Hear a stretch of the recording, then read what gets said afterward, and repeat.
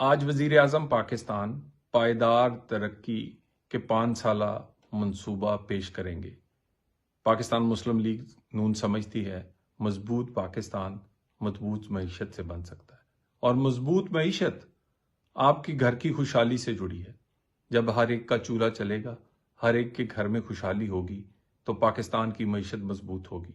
اس کے لیے سیاسی استحکام چاہیے، اس کے لیے دہشت گردی کا خاتمہ چاہیے، اس کے لیے ہمیں مل کر کام کرنا پڑے گا۔ 2013 میں بھی اسی طرح کے مسائل درپیش تھے پاکستان کو۔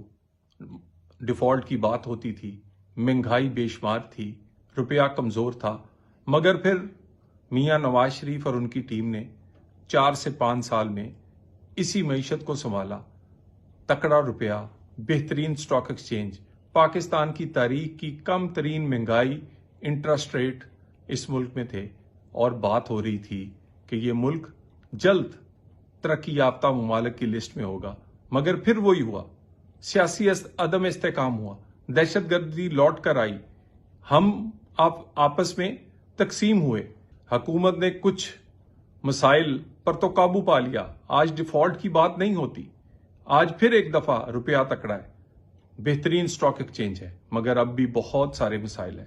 پائیدار ترقی کے لیے ہمیں مل کر کام کرنا ہوگا، سیاسی استحکام لانا ہوگا، پاکستان کی معیشت کو مستقل ایسی اس کی بنیاد رکھنی ہوگی جو آنے والی کئی دہائیوں پاکستان کو ایک پائیدار ترقی دے۔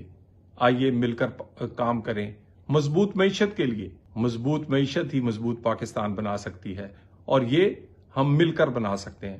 آئیے وزیر اعظم کا ساتھ دیں اس پاکستان کے لیے جس کا خواب قائد اعظم نے دیکھا تھا، جس میں ہر ایک کے لیے روزگار ہو، خوشحالی ہو،